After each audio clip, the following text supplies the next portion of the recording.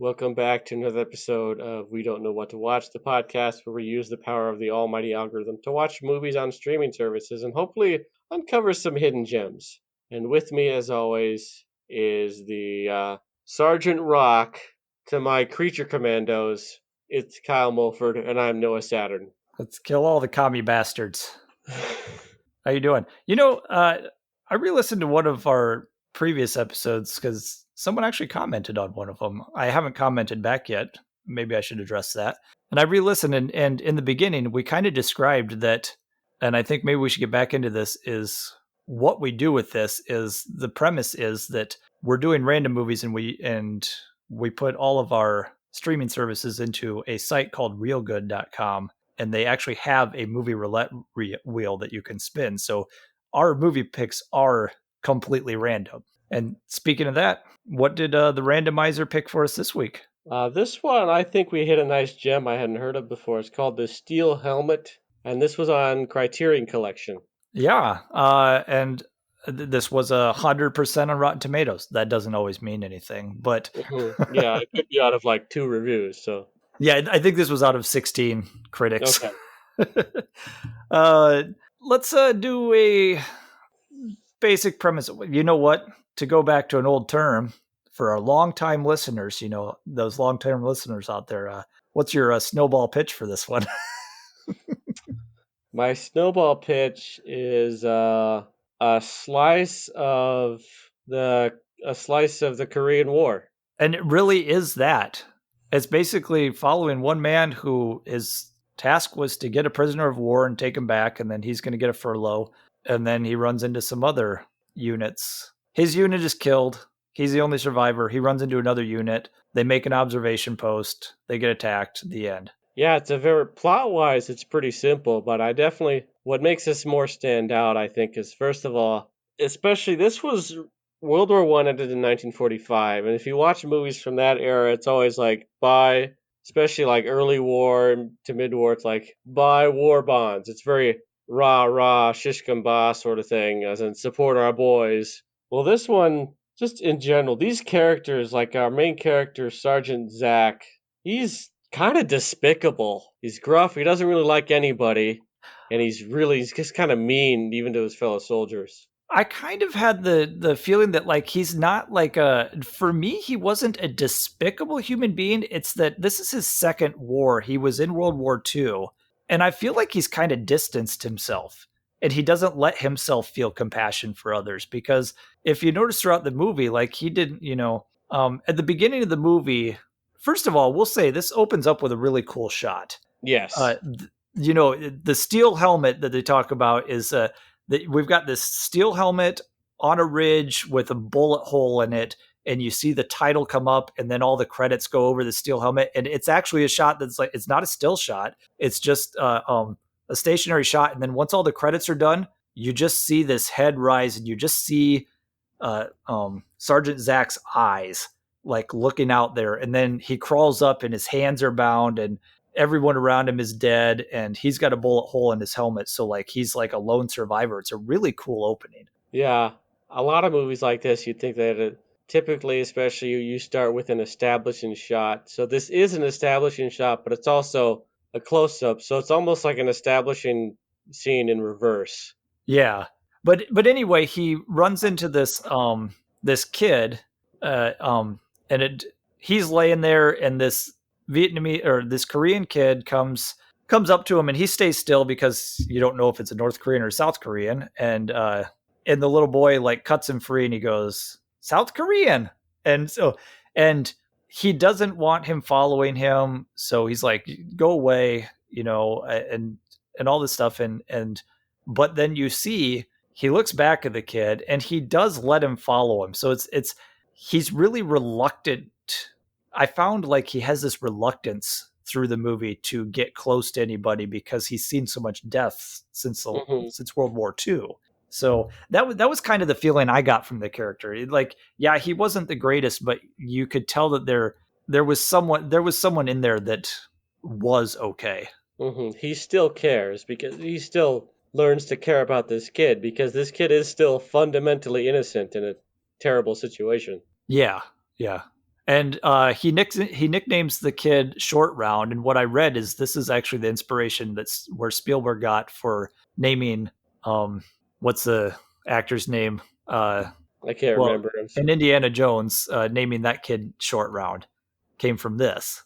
Which as soon as I heard that on the screen and like he called him Short Round and told him what it meant and everything, I'm like, I wonder if this is where Spielberg got that. So, but yeah, he's kind of gruff, and that's the thing is like he's our protagonist.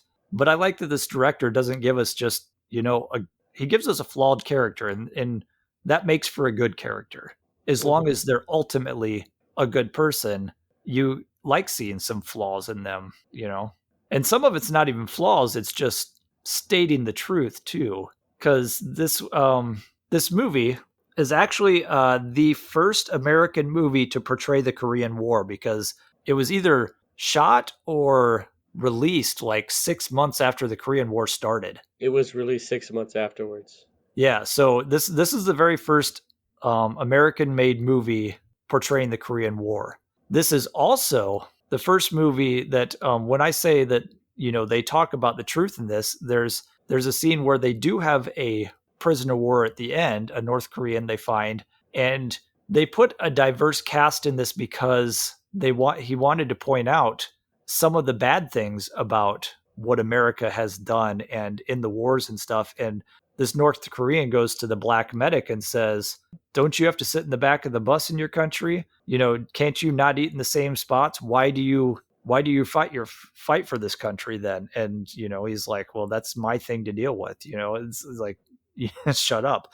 But then he talks to the Japanese soldier and says, didn't your country in the last war put people of your kind in prison camps in America and all that?" And the Japanese character is like, "Yeah, my parents were in a prison camp." He's like, "Why do you fight for your country then?" He's like, "That's my issue to deal with." And this is actually another thing I read is this is the first Hollywood movie that ever mentioned Japanese prison camps in America.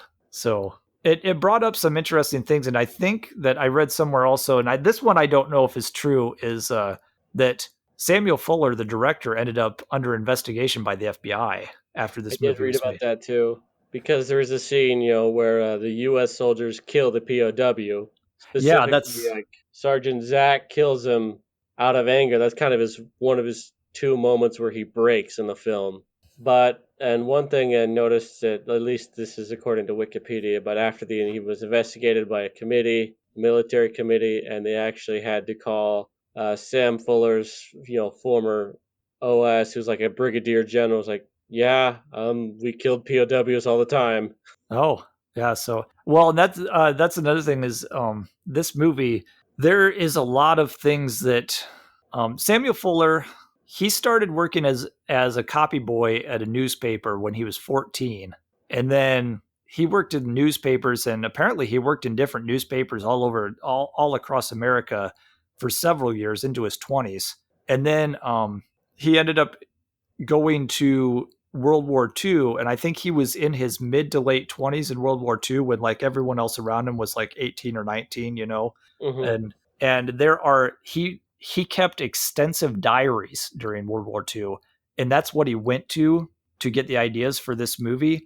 And so even though it's set in Korean War, he took a lot of real life situations from that he experienced and put it into this movie, and it only took him a week to write this movie and like 10 days to shoot it. Yeah, I saw it, and it was and the exteriors were in like Griffith Park, which is in Los Angeles, and then the interiors, of course, is where a studio's set. So yeah, this is, and it uses some stock footage too. They only had about 25 extras to play all the other soldiers. Yeah, and I heard that the military was actually mad at him because they gave him stock footage, and then once they saw the movie and they're like, "Oh, you've got this stuff about, Japanese prison camps and guys shooting a POW," and like the military was angry at him because they actually gave him stock footage.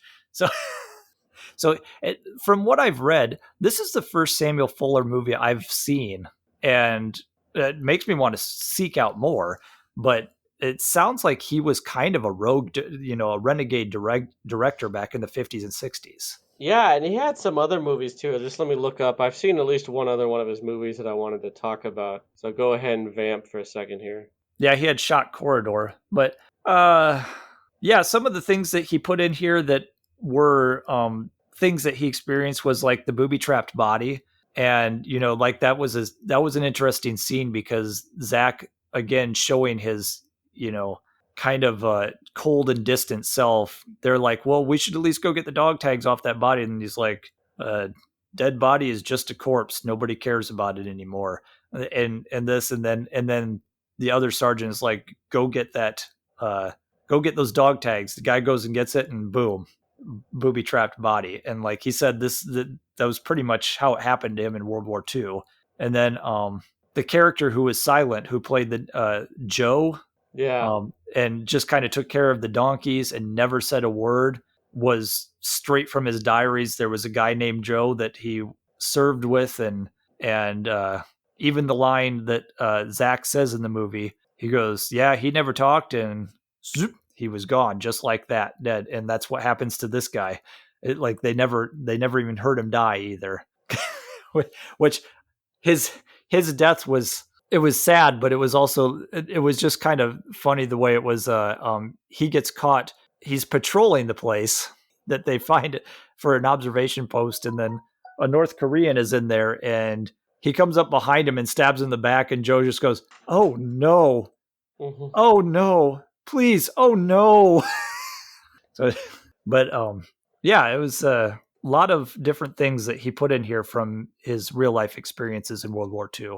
So I found the other movie I want to talk about. This was 8 years later, in 1959, called The Crimson Kimono, and this is a film noir detective film that takes place in L.A. and largely it also, and so it's about two guys going after like a woman was killed, and it's called The Crimson Kimono because this takes place in sort of the Asian American district there, or it might be San Francisco. I don't remember exactly. So, and one of the characters is Japanese American. They do talk about how racism against them is sort of up directly against that. And it also proves that, especially for a long time, Asian American men were never viewed as, like, I guess, a lead or sexy. So this is probably one of the first movies, at least that I've seen, especially from that era, where the Asian American lead, he ends up with he gets the girl in the end.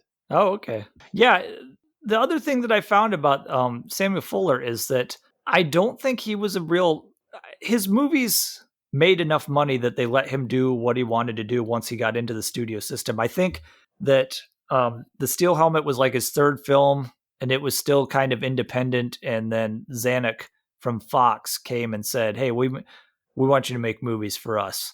And he kind of let Fuller do what he wanted to do with his movies, but he was not like as renowned as he is now. And now we've got directors that like current directors that were heavily influenced by him, like Martin Scorsese. I watched like a 55-minute documentary on Samuel Fuller, and it was in there Scorsese said that even one of his shots in Raging Bull was directly influenced by one of Fuller's films. And Quentin Tarantino has said that he's a big influence on him, and so is Jim Jarmusch. Fuller was a big influence for him. So he's influenced a lot of current directors in such a way that now retrospectively he's kind of an important filmmaker. There was and I felt like there was a sense of with him putting real experiences in there. I said this, there was a sense of realism, and even though you could tell this was a low budget movie and it really did look kind of cheap in Hmm. that aspect, you were so invested in the characters that it doesn't bother you. Yeah, all these soldiers, all these characters, they felt real. They felt like humans. They were more than just cardboard cutouts. Every single one of them. It wasn't even just a couple of leads that felt real. It was every character that you met in here. Yeah, even the radio operator, he was kind of funny because he was like, apparently he had been bald since he was a child. So, like, the whole movie, he's just like, got like these weird hair tonics and trying to do something to like, okay, how am I, get his hair to grow back? And then what was it? The Japanese soldier was like, "Oh, I used to rub dirt on my bald mother's head, and I'll do that for you. We'll get your hair growing again." Yeah, there's a just fun little things between the characters, and then and there's arcs in there too, where it's like Zach does not like the officer from the other unit because he's like he kind of compared him. He's like, in World War II, we had officers that wanted to be there. You're just, a bureaucrat who has to be over here. And now we have to listen to you, even though you don't know. And he just didn't like him. And then towards the end of the movie, the officer asked, "Hey, can I trade helmets? I want that luck that you had." And he's like, that's when he said, "No, you know what? I don't like you officers, blah, blah, blah." And then when they had the big battle at the end, and he saw how this officer did go out and sacrifice his life, he walked over to his grave and he traded helmets with the dead officer. I was like, and it wasn't until after his death, but he earned the respect, So, and then there's they even speaking of all the different things that, like, speaking on all the things that were going on in like World War II, it feels like there was a lot of that commentary, because there's the Japanese prison camps, and then there's also another character who is in the unit, and during World War II, he was a conscientious objector. So, and then finally at the end of the movie, he's like, "Well, why are you fighting in this war?" And the guy was just like, there's a certain point where you go, when your home's under attack, then you fight for it.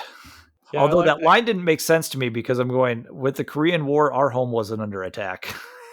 Well, way of life against, Yeah. domino effect of communism, blah, blah, blah. Yeah. So, but yeah, so there's a lot of interesting characters and a lot of interesting commentary, but but I still felt like, even with some of these pointing out some of the negative, it was very, pro America, or whatever you want to call it. The fight for your country, and this, and it's a good thing, Mhm. but they also pointed out the flaws of our country. Yeah, it definitely felt much more nuanced than especially earlier films, which are, I guess, much closer to more like, I guess, what you'd say traditional propaganda. Yeah. Kind of jingoistic. Yeah, I mean, you don't see something like the time when Daffy Duck like went behind enemy lines and then hit Hitler with a on the head with a rubber mallet. Because now it's commie North Koreans that they hit with the rubber mallet, right? Exactly. Yeah, I don't know if there's any other scenes that hit you. I like that he didn't want to go with the Zach didn't want to go with the other unit. They had to go do an observation post, and he's like, "I'm just going back so I can get my furlough. I want out of here, and I'm just ready to go." And then finally, he's like, "You got any cigars?" One guy's like, "I got a box. I'll take you as far as the chapel or whatever, or the temple, for a box of cigars."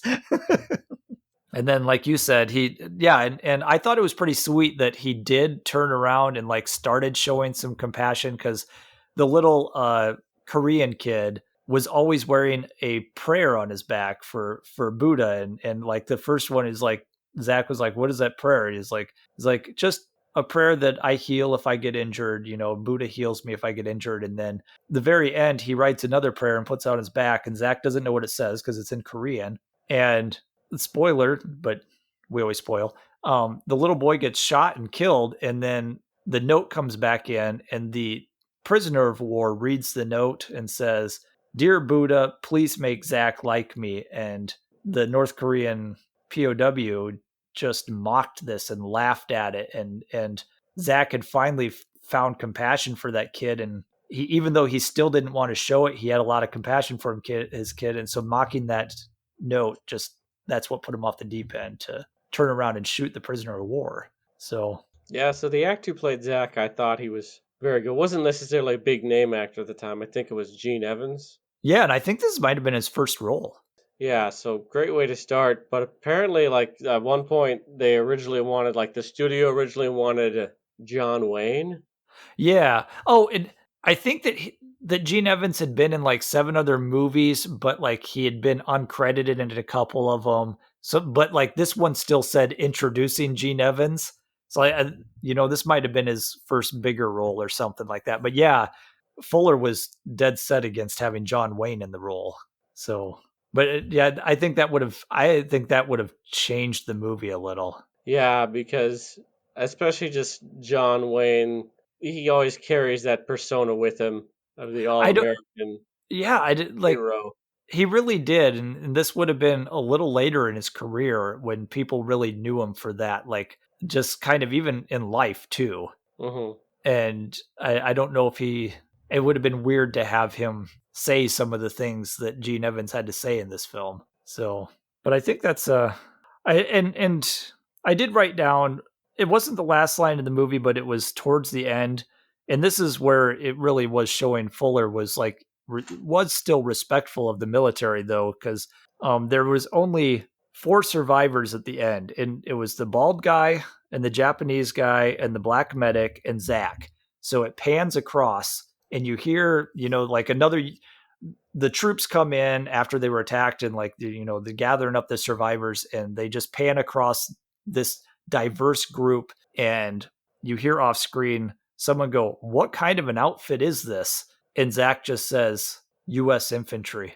And so it was like, it doesn't matter like who they are in here. Because he was, as much as he was cold and distant, part of it was because people treated others like crap. Because there was a line in there where the Japanese American, I don't remember what role he played, but like he had, there was a line where Zach said something about the officer would have listened to him if his eyes weren't slanted. Hmm.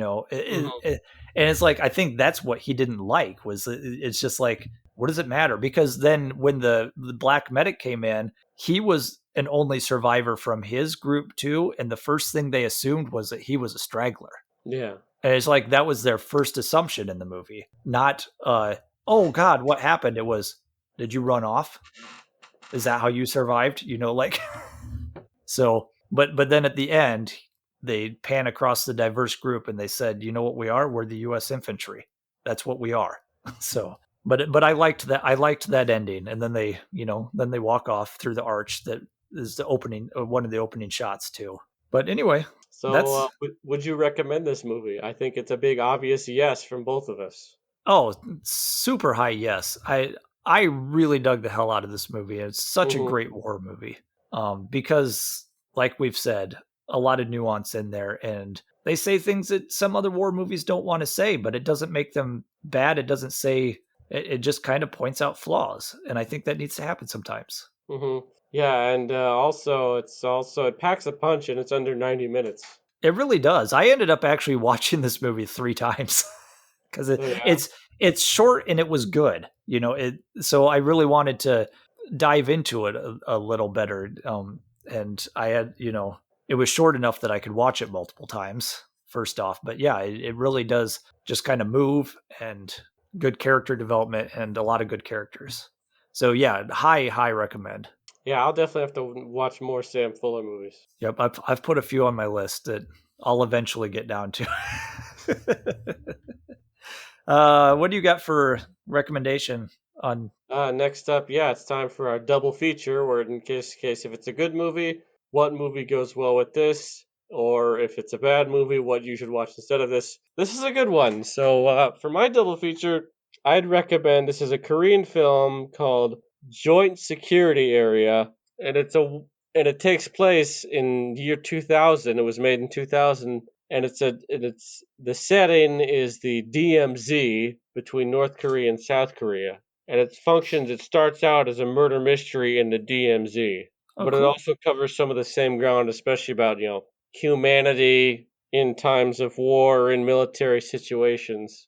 Okay. So yeah, Joint Security Era, really good South Korean film, and Song Kang-ho is in it because I swear that guy's in everything. um, I went a different route just because I wanted to find something else that, like you said, deals with kind of the race issues during wartime and all that stuff. And I had trouble coming up with anything. But the other thing about this movie that I really liked was all of the personal things that he personally lived through in World War II, changed the setting to Korean War, but still put a lot of those same things in, and that made for a good movie because he's putting these personal experiences in there. And so I kind of went that route. So it's a completely different kind of movie, but I went with Almost Famous because he was also a journalist when he was younger. And sure, changed the name of the band, but it's kind of like an autobiography without being an autobiography. Mm-hmm. So it's just, and I know a lot of directors have done that, but that was one of the big ones that came to mind when thinking about directors that have done that, because I think that was one where he put a lot of experiences into Almost Famous that really happened, but changed it into a fictional narrative. So, but that's my recommendation. Nice, nice. And now we move on to our final segment of the episode, which is, of course, we got to spin the wheel and find out what we're going to watch next. You know what? We've been going pretty good with all genres, so just Spin, spin, spin, spin, spin, spin, spin, spinning the wheel. spin.